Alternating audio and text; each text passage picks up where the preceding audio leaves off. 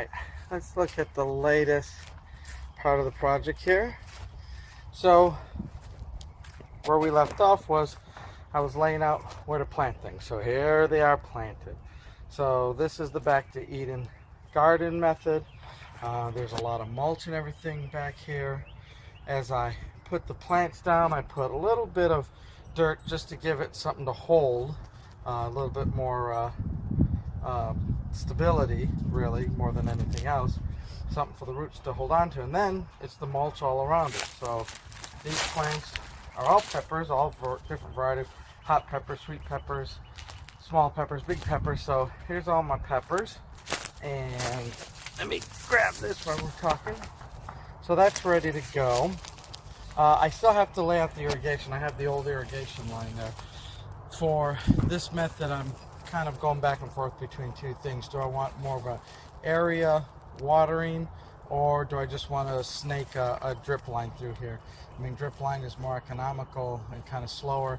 And with that mulch, they're not going to need much water. As I was starting to dig down into the mulch, you get 2 inches below it, it's moist and damp, so no need to overwater. So the drip line is probably more efficient.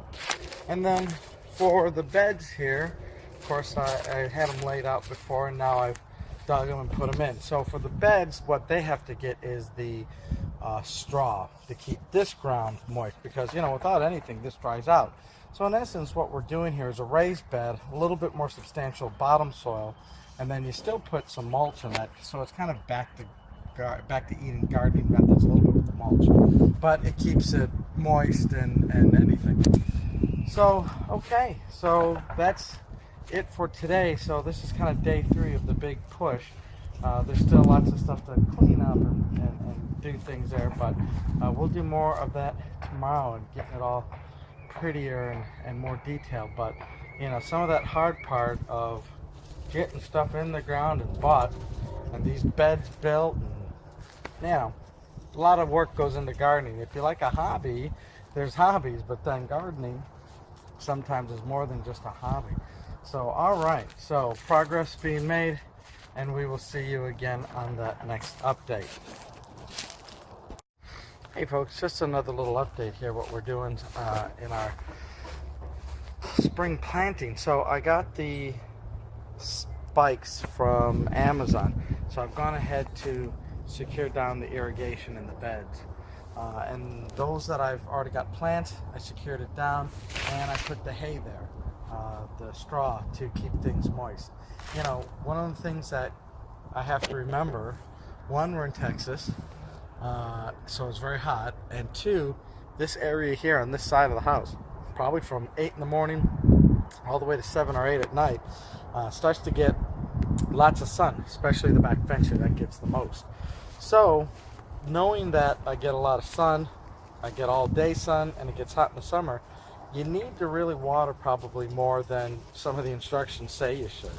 You know, if you look at here, I get some really good dirt, but, you know, since the last rain, this has been sitting here, and look at how the top of this gets really dry. I mean, this is really good dirt, but it's just the sun all day long, and the wind, it's drying it out, right?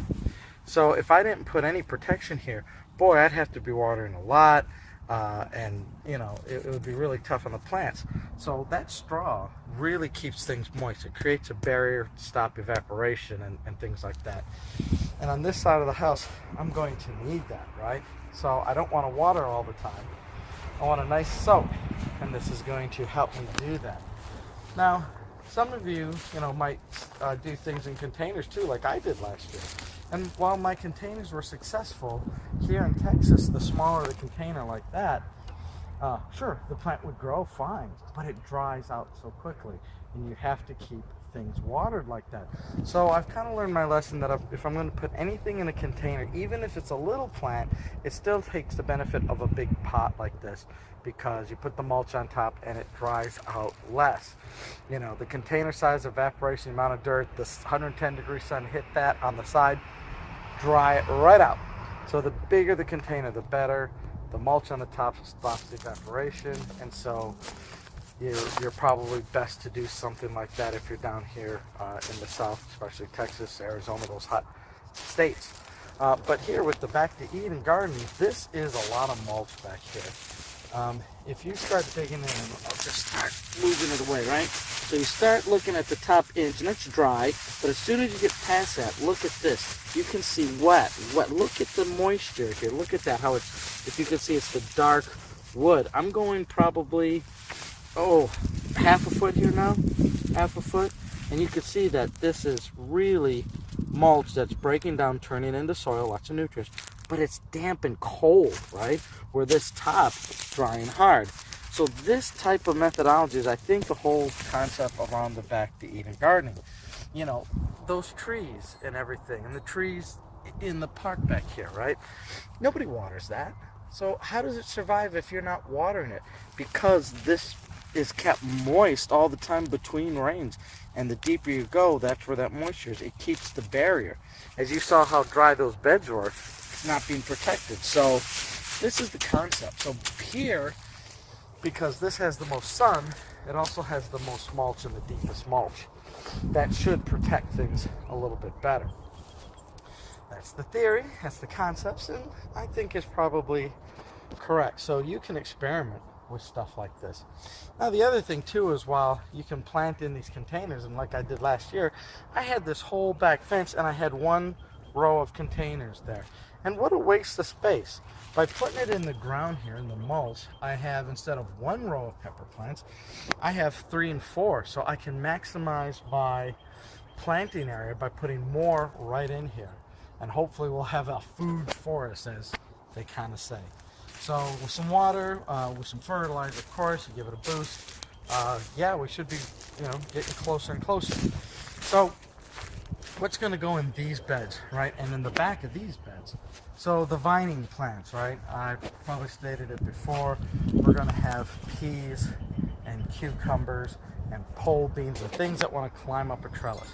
So that's what's going to go on the back. And then probably in the front here, we'll do some root vegetables, maybe some beets, radishes, carrots, some leaves, maybe like a Swiss chard or kohlrabi, something like that.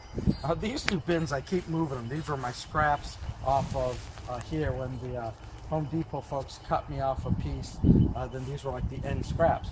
So I think here, and I don't know where I'm going to put it yet, but this is going to be my ginger and turmeric container. I really had good luck in a very small experimental container like that with the ginger and turmeric, and it grew. It was on the smaller end, of course, because the container is really small, but it really filled in that container.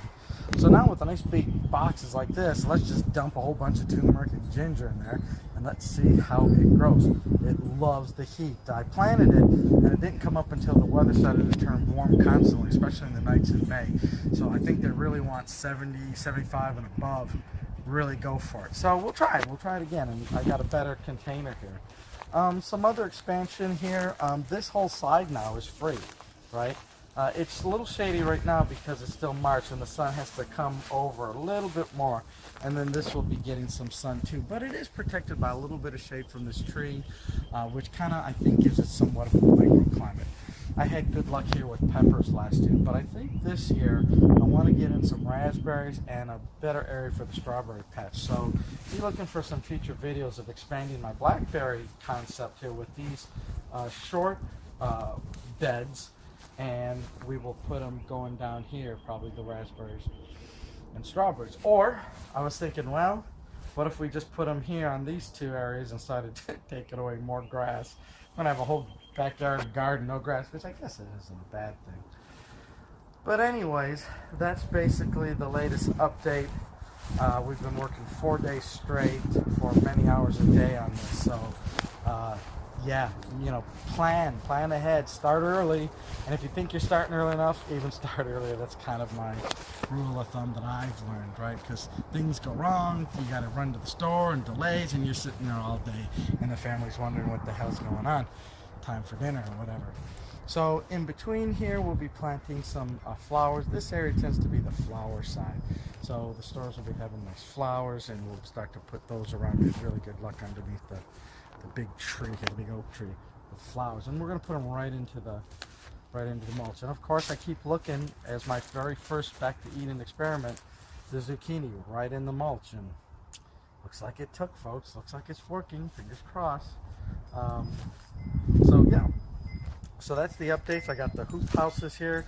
As soon as everything is strung, I'll put these back over. I'll use them as a trellis and as a support for the plants as they grow, which will be real nice and handy. So garlic's growing well. Anyways, that's the latest update. We will get back with you very shortly with a few more updates. So talk to y'all later.